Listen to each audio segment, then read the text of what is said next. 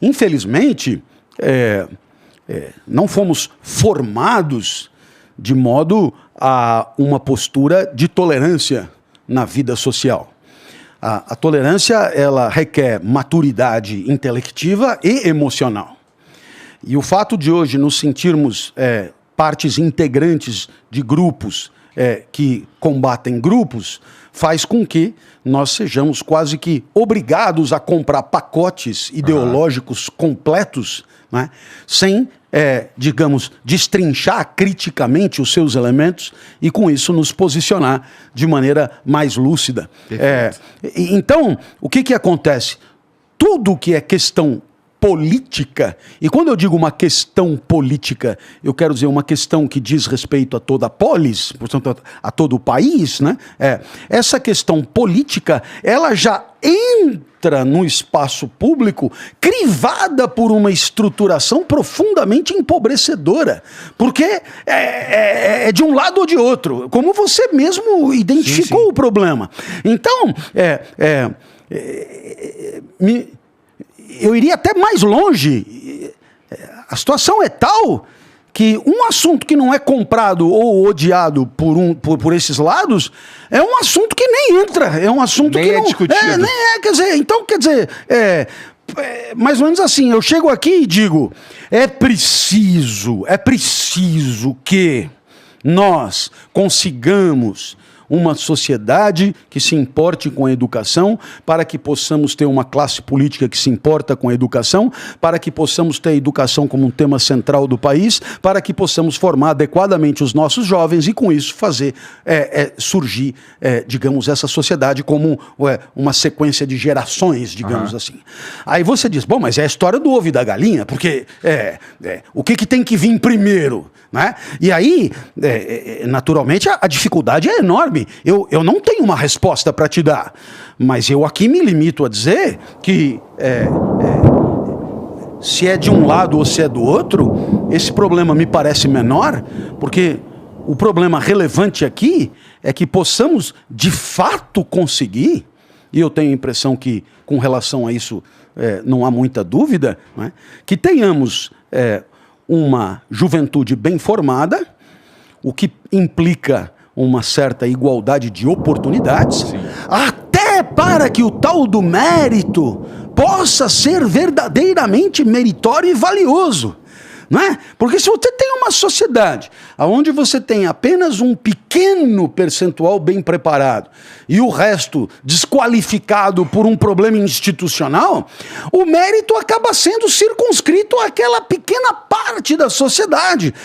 Quando, na verdade, esse mérito seria, digamos, mais digno de louvor e de aplauso e portanto, de premiação, se ele fosse resultado de um enfrentamento, de um confronto, de uma competição com mais gente bem qualificada, bem trabalhada, né? Então, o tal do mérito, a tal da meritocracia tão repetida, ela é um ótimo argumento, desde que nós saibamos muito bem mérito para quê, né? Da onde que você tirou que uma pessoa que sabe as causas da Revolução Francesa é superior a uma pessoa que sabe viver numa grande cidade sem comida, sem dinheiro, né? Então, provavelmente, o que sabe as causas da Revolução Francesa morre na grande cidade. E o que sobrevive da grande cidade não ouviu falar da Revolução Francesa. Então, claro, eu quero saber o seguinte, há valor, tanto aqui quanto aqui há valor. Agora eu quero saber, por que a tal da meritocracia está de um lado e não está do outro? Então, é preciso definir o que nós vamos chamar de mérito, e para isso seria interessante que tivéssemos um pouco mais de condições equivalentes de formação de base, para que conseguíssemos mesmo encontrar mérito em meio a mais gente disputando com condições. Sim, a própria ideia de meritocracia, ela nem pode ser um argumento, eu imagino que ela não deveria ser um argumento válido em 2022, porque a gente realmente não produz oportunidades, e além de a gente não produzir oportunidades iguais, elas na verdade estão muito distantes umas das outras, né? O que ajuda esses caras nesse argumento é que tem uns caras que fazem um milagre de se virar de um jeito e descobrir uma saída da parada. E eu não acho que isso tem muito a ver com mérito, porque isso precisa de alguém extraordinário para conseguir se livrar dessa engrenagem inteira. Então, essa discussão de mérito, ela precisa ser totalmente revista, ela não faz nenhum sentido na sociedade que a gente vive hoje. Eu concordo plenamente porque com o que você está dizendo. No fundo, nós estamos falando de valor na hora de viver. Agora, é um valor na hora de viver, mas naquela parte da vida que tem a ver com as nossas iniciativas, com a nossa vontade, com as nossas decisões, com a nossa habilidade, com aquilo que a gente empreende, com aquilo que a gente realiza. O mérito não tem nada a ver com aquilo que é inexorável na natureza, como o nosso peristaltismo, né? Eu não tenho mérito nenhum por ir ao banheiro uma vez por dia. O mérito está nas iniciativas, naquilo que eu tenho e poderia não ter, na parte contingente, digamos, das nossas iniciativas. Mas é o valor. O mérito é o valor positivo das nossas iniciativas. Agora, claro, como tudo que é valor, é complexo. É complexo. Ele não tem uma tabela clara e homogênea. Tal como eu costumo dizer, a transparência, que é um grande valor de convivência, indiscutível valor de convivência, caminha lado a lado com o sigilo, que é outro indiscutível valor de convivência, né? Com a confidencialidade, com a privacidade, que não são transparência, são o contrário da transparência, mas que também fazem justiça nas relações entre as pessoas. Então, quando falamos de valores, né? Dependendo do contexto. Claro, exato. Uma empresa que investe demais num projeto, é justo que para obter o lucro merecido, justo, desse investimento, que outros não roubem as descobertas aqui. Então, não tem transparência aqui. Aqui a justiça é sigilo. Tanto que o canalha é o que quebra o sigilo, e aí... paradoxalmente, é aquele que age transparentemente, digamos assim, né? Permitindo... Que é uma análise interessante. Pois é. Então, quase qualquer valor, eu costumo dar o exemplo de 2 estudantes que querem silêncio para poder estudar e 2 músicos que precisam fazer barulho para poder compor. E eles moram lado a lado. Isso é a ética, né? Os 2 estudantes se entenderam muito bem. Silêncio das 14 às 18. Né? Valor estudar, valor aprendizado estudar, princípio silêncio e norma das 14 às 18. No prédio, no apartamento ao lado, no mesmo andar, 2 músicos. Né? Valor, composição de qualidade.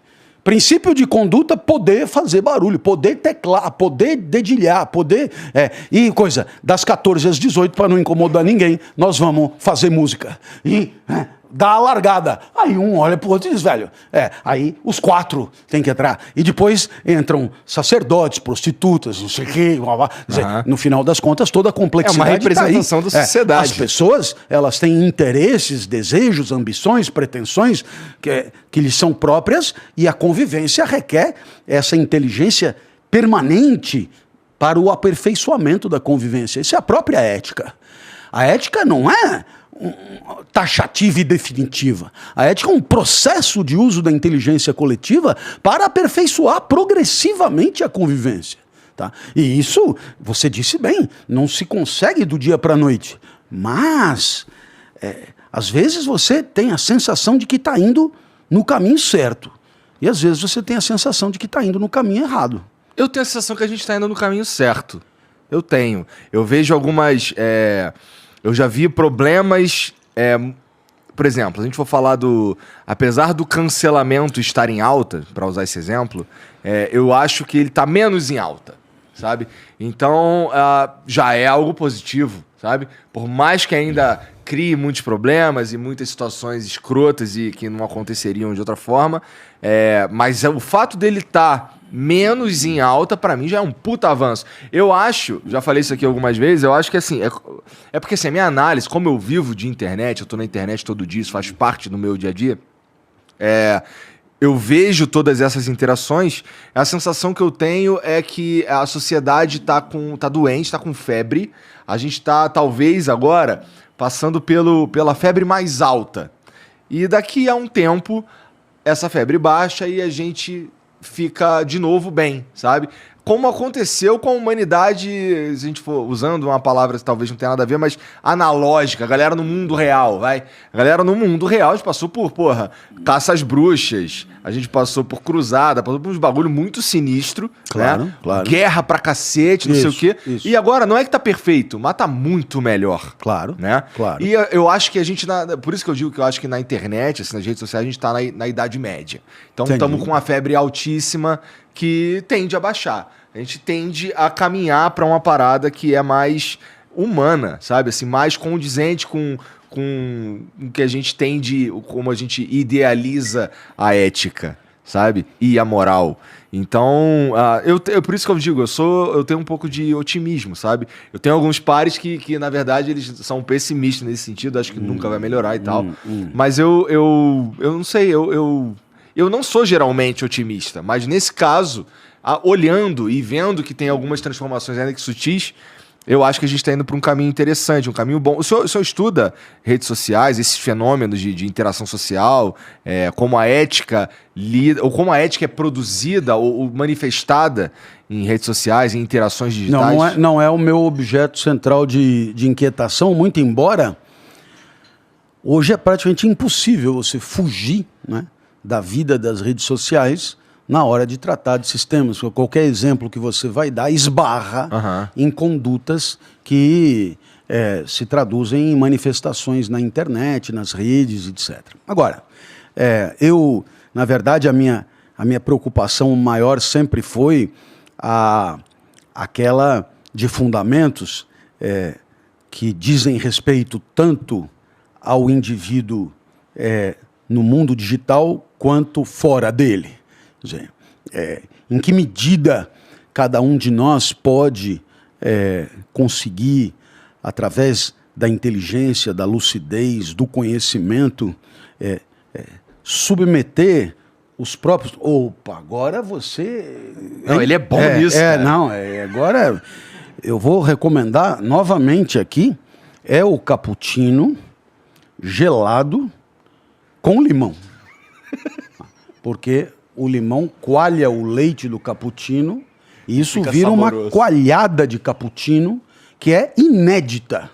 E é muito, muito, muito legal. Bom, eu acho que já inventaram isso há muito tempo, professor. Bom, mas para mim, essa experiência é inédita. Tá bom. No meu mundo, e como fui eu o convidado para dar a entrevista, eu me reservo no direito de ineditismo e tal.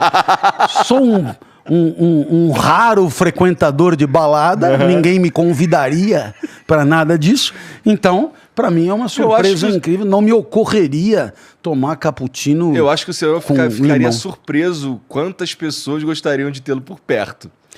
Olha, mas desculpa, a gente está divagando aqui, você ia falar de outra coisa. Por bem ou por mal, o certo é que não chegam até mim para os convites. Mas olha, então eu estava dizendo, não lembro mais exatamente onde eu estava. A gente estava falando sobre o que eu te diria é o seguinte, em que medida você pode trazer os teus afetos como objeto da tua própria análise, né?